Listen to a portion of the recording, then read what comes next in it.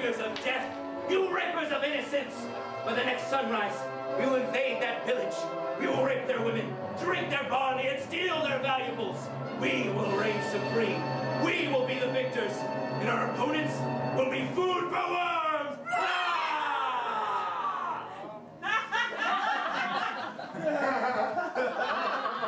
I'm just gonna sit this one out. What? No, Todd Gore the Destroyer, you may not sit this one out. I have a note from my mom. Todd Gore the Destroyer may not participate in any battles for the next 2 to 3 weeks. All right! You can sit this one out. The rest of you hell beasts, we ride and we march forward!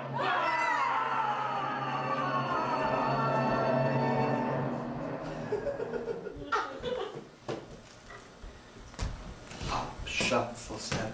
Hop, shuffle, step. In recent years, the term douchebag has taken on a distinctly pejorative tone. You may have heard the word douchebag used in such sentences as, "Hey douchebag, can't you see I'm standing here?" Or, "Geez, that was a douchey thing to do. What a douchebag." Or, "What's wrong with you, you filthy Pollock?" Douchebag. But for every someone whom we call a douchebag, another someone is too ashamed to reach for one at his local pharmacy. Perhaps you haven't heard the word douchebag used in such sentences as, "I could really use a douchebag right now to treat my bacterial vaginosis." Wouldn't it be swell to have a douchebag on hand to maintain proper anal hygiene? Or, "Why won't he return to me the medical implement I so desperately need, that filthy Pollock?" Bar Industries, reclaiming the douchebag, so you can get the care you need. You are bad! So bad!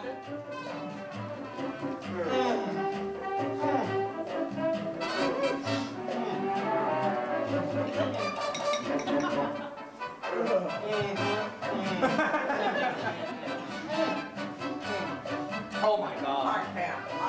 No, you shouldn't. You shouldn't. You are the worst. Oh, I am the worst person who ever lived. You are I never even met you. You know that? Oh, stop. I will not stop. You are so bad. This is so good. We are so bad. Evil. We are evil.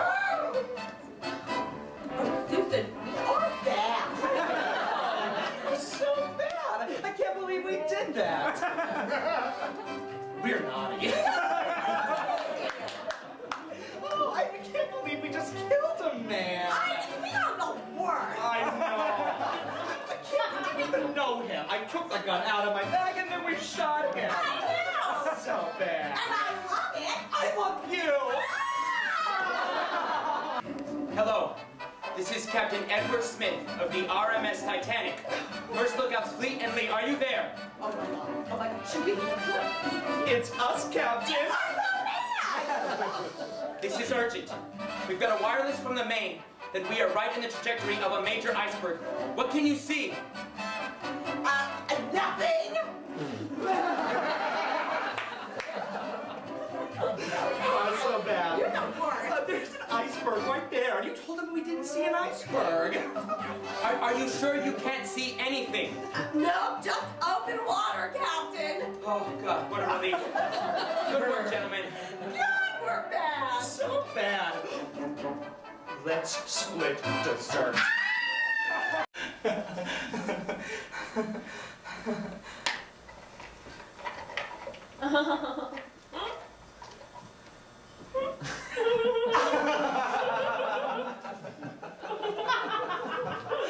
There is no food in there.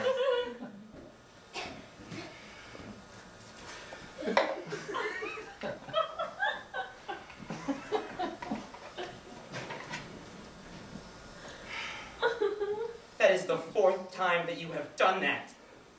But Peter Pan says that if we just believe... Peter Pan left us 12 years ago with his kids after Tokyo died.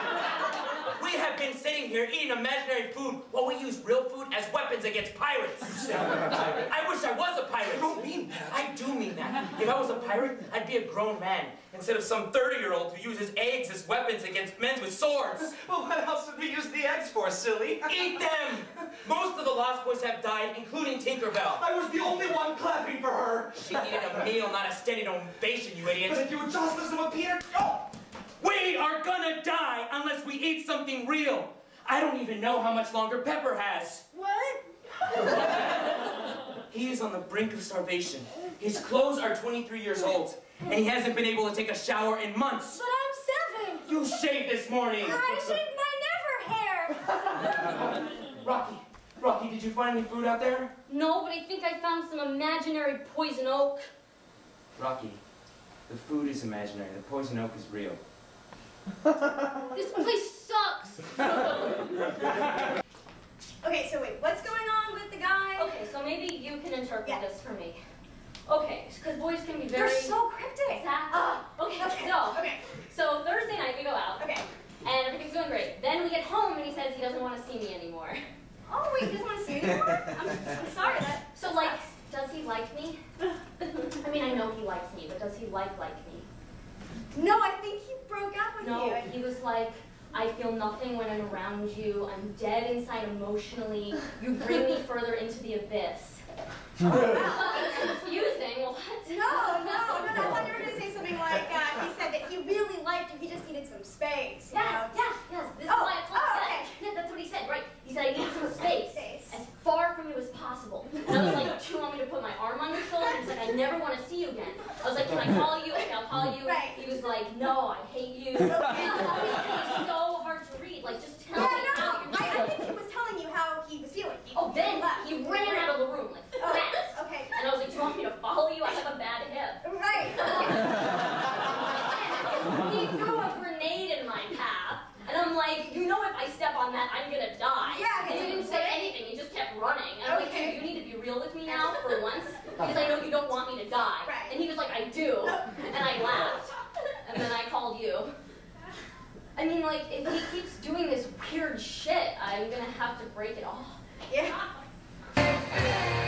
Hello and welcome back to The Next Big Thing.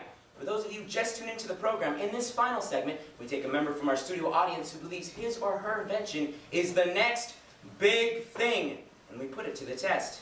So audience, are you ready? All right, then where is Martin McSweeney? Here. Hello, Martin, how you doing? Good. Please have a seat. Thank you. All right, Martin, why don't you tell us a little bit why you think your invention is poised to be the next big thing? Sure. Well, Chris, how often have you been standing on the metro or waiting in line and your lower back is getting sore and your legs are getting tired because it feels like you've been standing all day? Oh, often, yes. Okay, well, what if there was a mechanism that provided instant relief from the bodily stresses that accompany a lifestyle that's constantly on the go? I'm listening. You know, something portable and lightweight, but also affordable for families on a budget. Right. Okay, well, the way my mechanism works is this.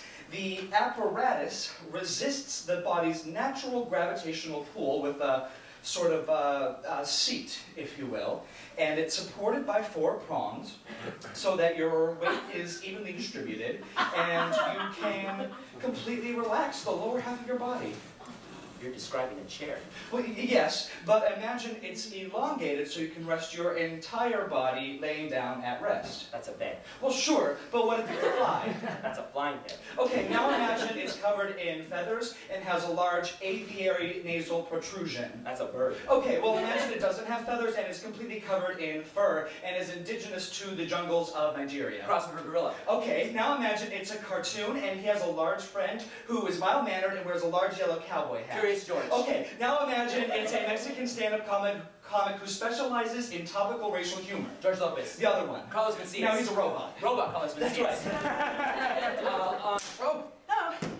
Nickel. Aunt Jemima. French toast. Ulysses S. Grant. Yes! A mime who's playing tennis. A mime who's flossing. Giving the Gettysburg Address. Giving the Gettysburg Address dressed as a hot dog vendor. Giving the Gettysburg Address dressed as a hot dog vendor who ran out of relish, but everything's gonna be okay because he brought action as backup crew. They remember bring this morning because he knew he was running low. Yes!